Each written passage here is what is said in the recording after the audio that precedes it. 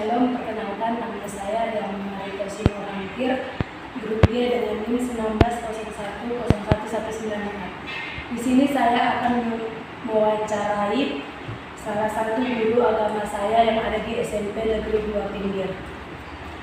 Video ini saya lakukan untuk memenuhi tugas UTS matematika saya. Shalom Pak, selamat pagi. Di sini Pak, saya dari kampus YKN Tarutung. Di sini saya akan mengajukan beberapa pertanyaan untuk Bapak. Tapi terlebih dahulu Bapak menjelaskan biodata Bapak. Oke, nama saya Sori Ugi, mengajar di bidang agama Kristen. Ya, saya sudah 23 tahun lah mengajar, ya, di SMP, pernah mengajar di SMA juga, dan sampai hari ini menetap di SMP 2 Pinggir. Nah, semoga sudah anak 3, ya, dan keluarga semua dalam keadaan baik, setia, dan saya juga melayani sebagai pendeta gereja, ya, pendeta di gereja Malas. Biasa itu dulu. Baik Pak, kita masuk ke pertanyaan pertama. Menurut Bapak, dari manakah Alkitab berasal dan apakah isinya benar-benar terjadi? Menurut saya, Alkitab itu adalah firman Allah, sepenuhnya firman Allah, yang difirmankan Allah, ya, diinspirasikan, diwahyukan Allah kepada nabi-nabi. Nabi-nabi waktu itu menuliskannya di perkamen, dan pernah juga dituliskannya seperti Musa di loh batu, dan itu menjadi firman Allah. Lalu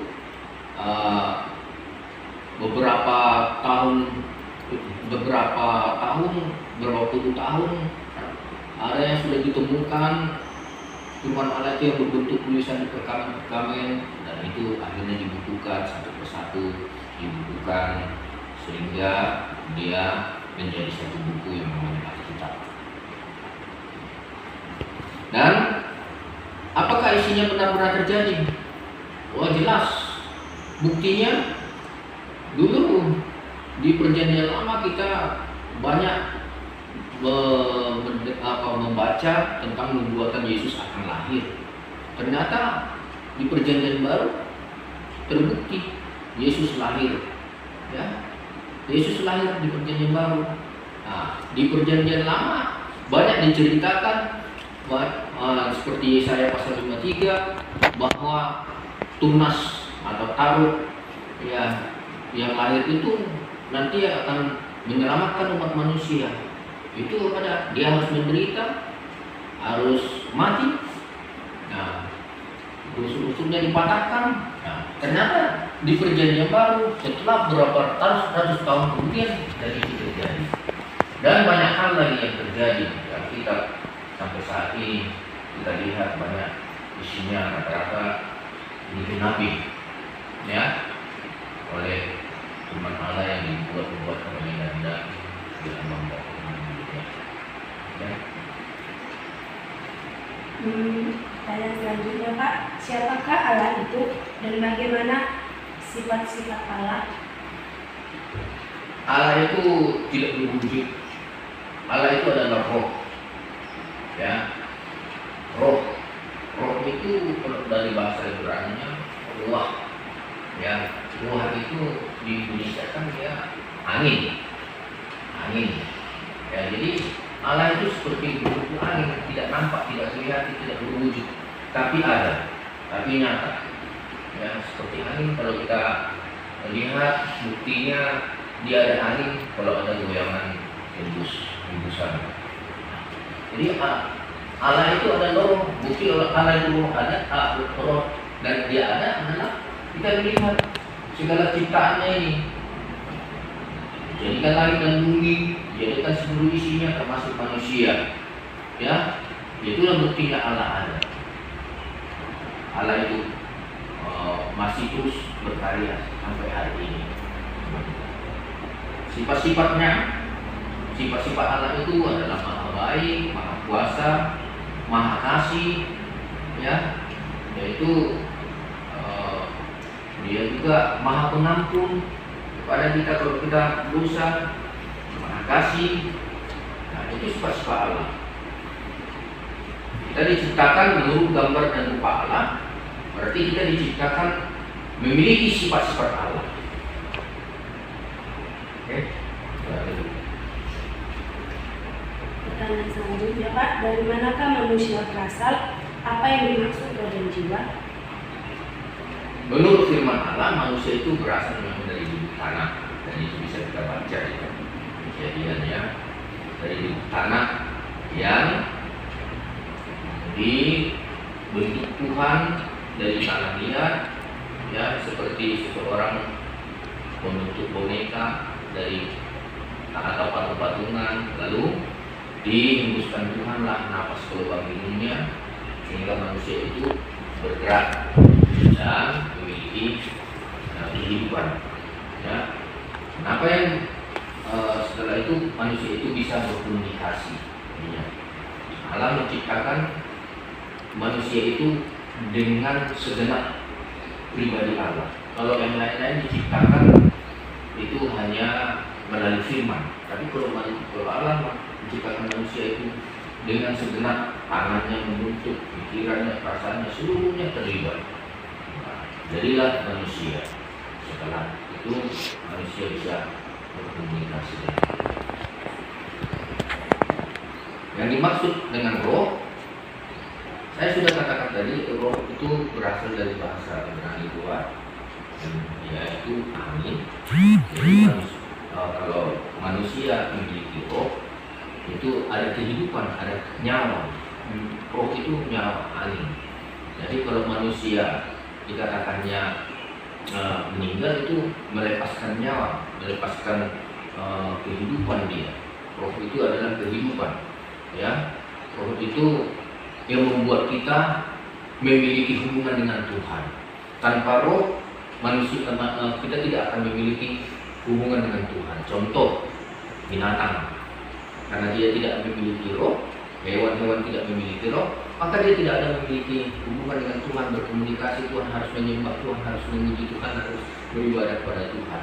Ya, jadi roh itu adalah yang napas yang dihembuskan oleh Tuhan tadi, oleh Allah tadi ke dalam tubuh manusia. Jadilah roh. Sedangkan jiwa itu terdiri dari pikiran, perasaan, kemauan, kehendak, emosi. Itu apa itu? Itu jiwa itu. Ya, kemauan, kehendak itu adalah jiwa. Kita mau menonton TV, itu kebutuhan jiwa. Ya, kita beribadah, itu memang kebutuhan roh. Tapi pasti di samping itu kebutuhan jiwa untuk menenangkan mental kita, jiwa kita. Terima kasih. Selanjutnya, Pak, apakah saja yang termasuk dosa atau tidak ada dosa? Pertama-tama kita harus mengerti dulu dosa. Ya, dosa itu berasal dari bahasa Yunani, hamartia. Hamartia itu kisahnya dari seorang pemanah. Apabila seorang pemanah satu tembakan, lalu dia tidak tepat kepada sasaran pemanah itu, atau menyimpang atau melenceng, nah itu sehingga sasarannya tidak kena. Nah, jadi yang dari pengertian itulah dosa. Dosa itu adalah melenceng, menyimpang dari kehendak Allah, dari kemauan Tuhan, dari gambaran, dari rencana Tuhan. Jadi sebenarnya Tuhan merencanakan pada manusia yang terbaik, ya, mempunyai keinginan yang terbaik, kehendak yang terbaik. Tetapi ternyata dalam perjalanan kehidupan ini manusia itu melenceng, manusia itu menyimpang dari kehendak Allah, dari kemauan Tuhan. Itulah yang dikatakan dosa. Dan apa saja yang dimasukkan dosa adalah dosa itu ya melanggar, bisa juga melanggar perintah Allah, Ya, dosa itu juga tidak tunduk, tidak taat kepada kehendak Allah, kemauan Allah. Ya, tidak merasa diri kita tidak perlu Tuhan, seolah-olah tidak perlu Tuhan. Contoh, kalau orang tidak mau beribadah, kalau orang tidak mau berdoa, seolah-olah dia hidup karena dirinya. Ini sudah merupakan dosa.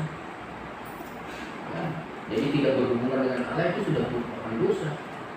Kenapa? Dia seolah-olah hidup dengan dirinya sendiri. Padahal kita katakan berkutuklah manusia yang akan datang kekuatannya.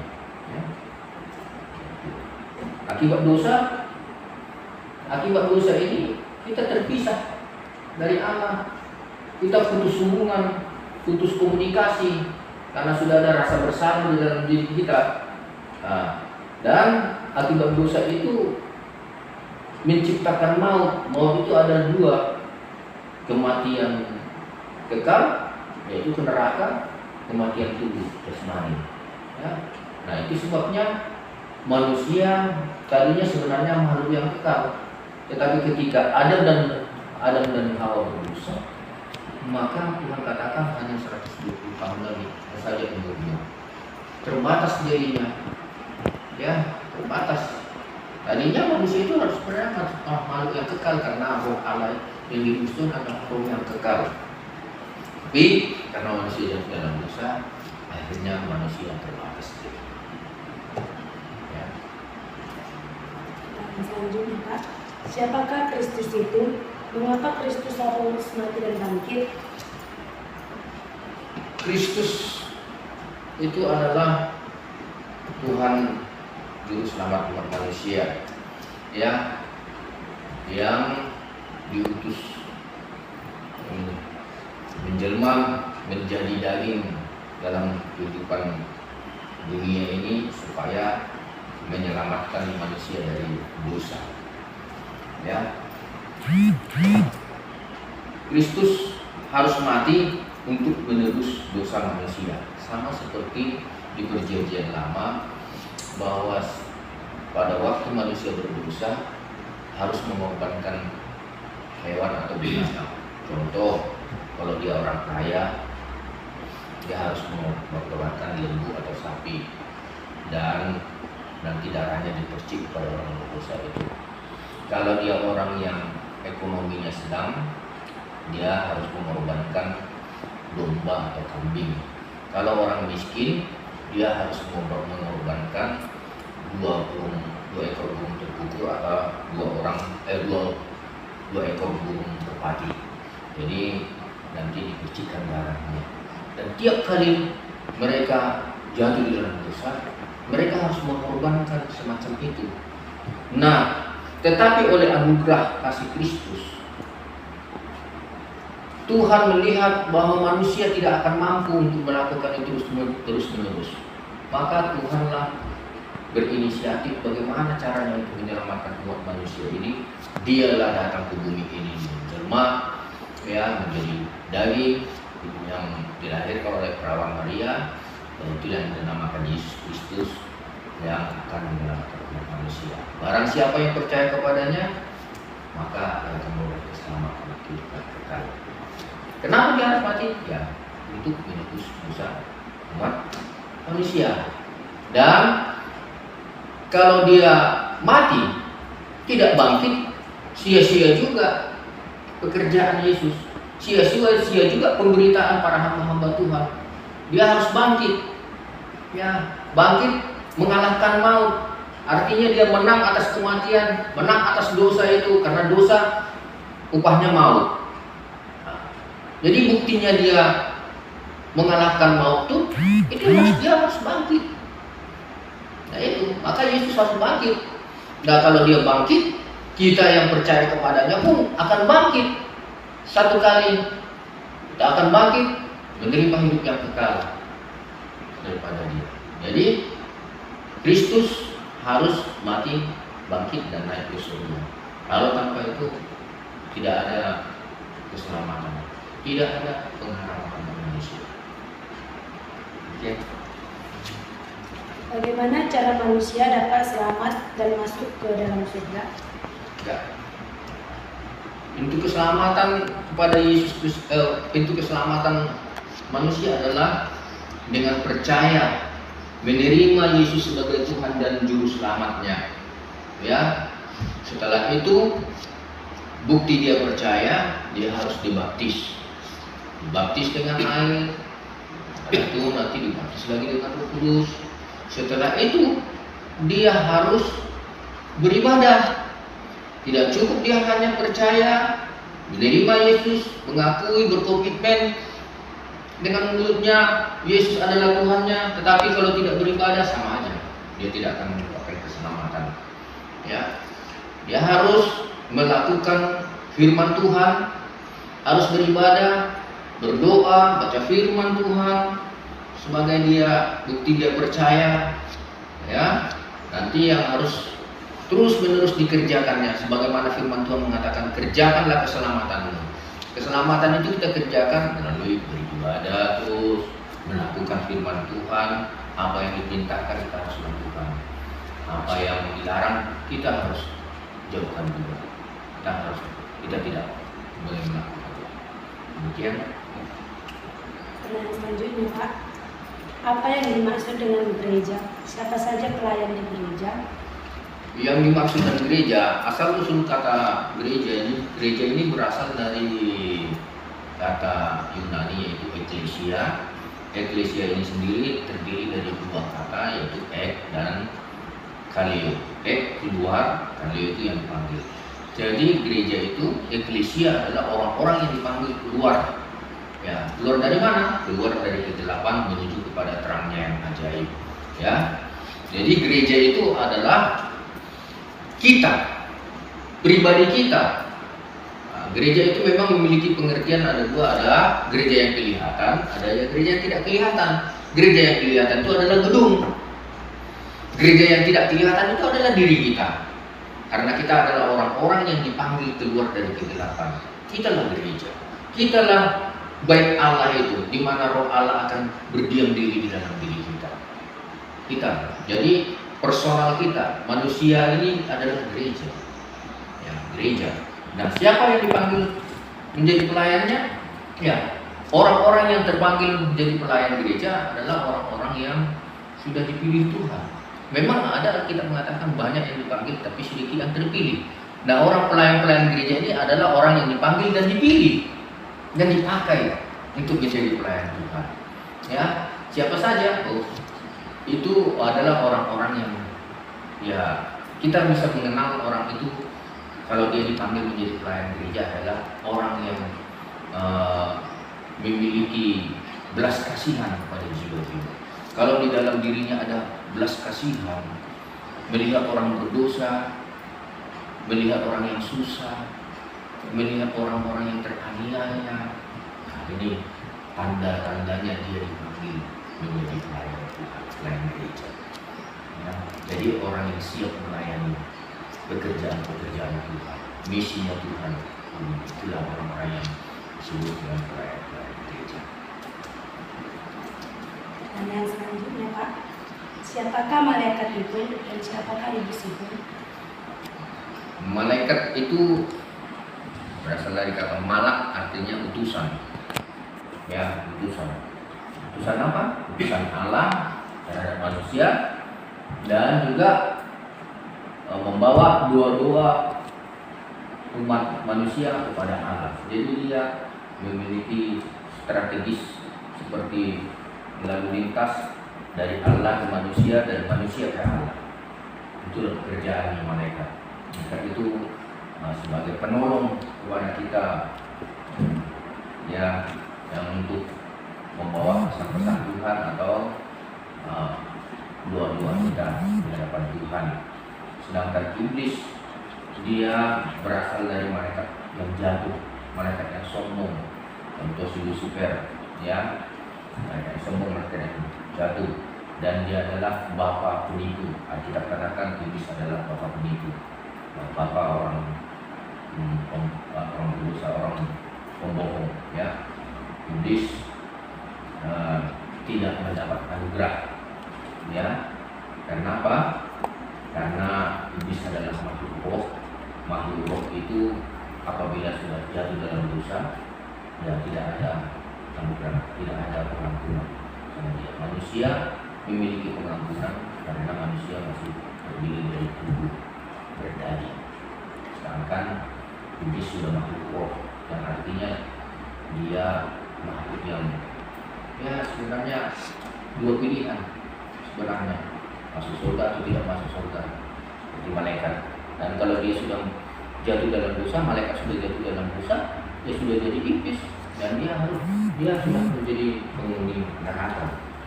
Ya, demikian.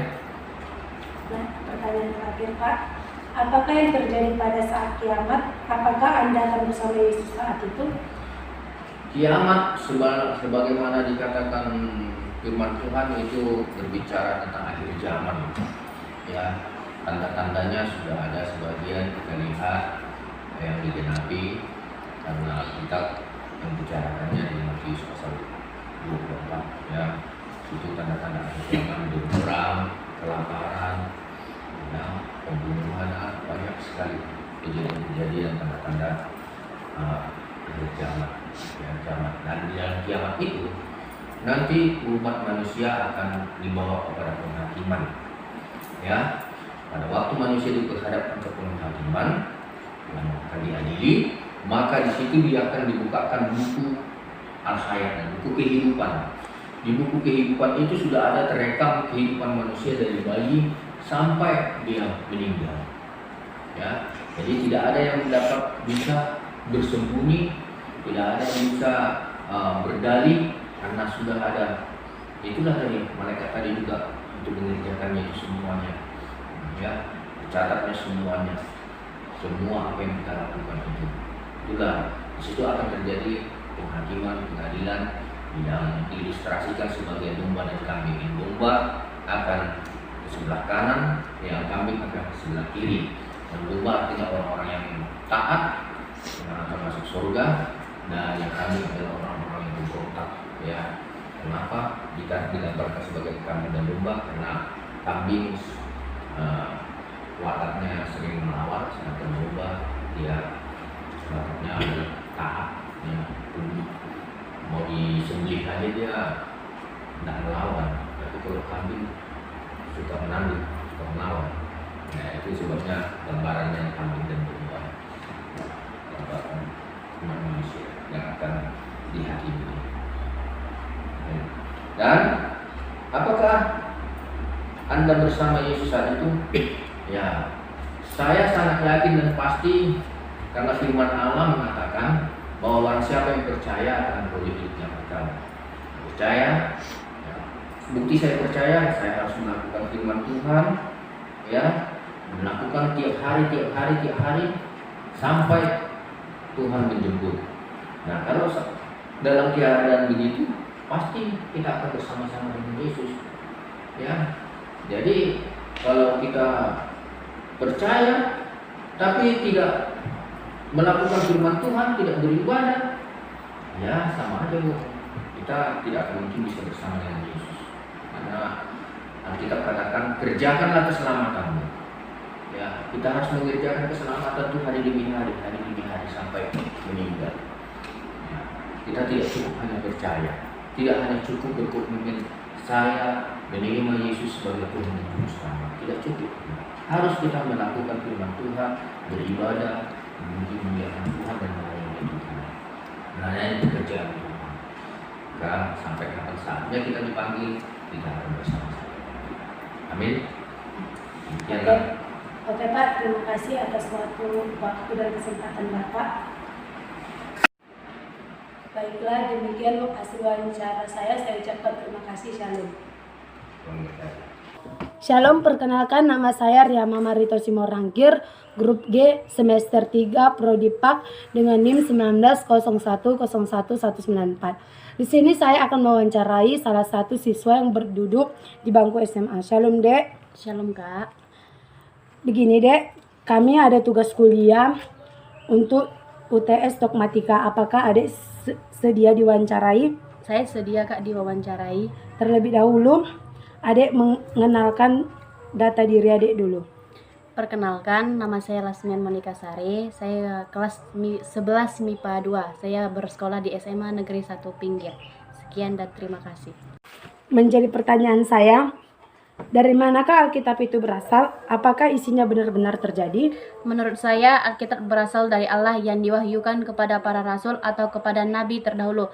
Pertanyaan selanjutnya, apakah isinya benar-benar terjadi? Menurut saya, isinya memang terjadi. Oke dek, terima kasih. Pertanyaan kedua, siapakah Allah itu dan bagaimanakah sifat Allah? Menurut saya, Allah dalam konteks Trinitatis ada 3 pribadi, namun satu kehakikatnya, yaitu Allah, Bapa, Putra, dan Roh Kudus.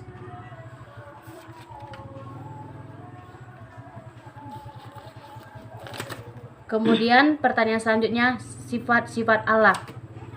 Sifat Allah tidak terbatas ruang dan waktu, tidak pernah berubah, sangat mengasihi umat manusia melalui pengorbanan Tuhan. Dari manakah manusia berasal? Apa yang dimaksud roh dan jiwa?